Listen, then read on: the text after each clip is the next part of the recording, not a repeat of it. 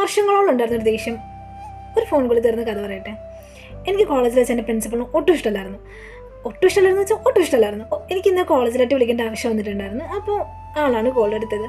അപ്പോൾ ഞാനിങ്ങനെ പറഞ്ഞു, ഹായ് സാർ, ഞാൻ വീണയാണ്, 1923 ബാച്ചിൽ വീണയാണെന്ന് പറഞ്ഞപ്പോൾ തന്നെ ആൾക്ക് എന്നെ പെട്ടെന്ന് മനസ്സിലായി. ഞാൻ നല്ല ചാട്ടിട്ടാണ് സംസാരിച്ച്. ആൾക്ക് പെട്ടെന്ന് മനസ്സിലായി കഴിഞ്ഞിട്ട് ആൾ ഭയങ്കര ഹാപ്പി. ആൾ ഹാപ്പി ആണോടൊപ്പം എനിക്ക് ഭയങ്കര ഹാപ്പി. കാരണം ഞാൻ ഇത്രയും നാളും ദേഷ്യം വെച്ചിട്ടല്ല നടന്നിരുന്നത്.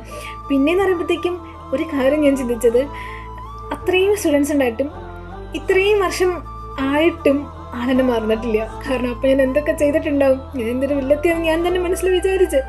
പക്ഷെ ഞാൻ വേറൊരു തിരിച്ചറിവ് എന്താണെന്ന് വെച്ചിട്ടുണ്ടെങ്കിൽ, ഇത്ര നാളായിട്ടും ആൾക്ക് എന്നോടൊരു ദേഷ്യമില്ല. ഞാൻ ഇത്ര നാളായിട്ടും ആളോടുള്ള ദേഷ്യം മനസ്സിൽ തന്നെ കൊണ്ടുവച്ചിരിക്കുകയാണ്. അപ്പോൾ മനസ്സിലായൊരു കാര്യം എന്താണെന്ന് വെച്ചിട്ടുണ്ടെങ്കിൽ, ചിലവർക്ക് നമ്മളോട് ഒരു ദേഷ്യം ഉണ്ടാവില്ല.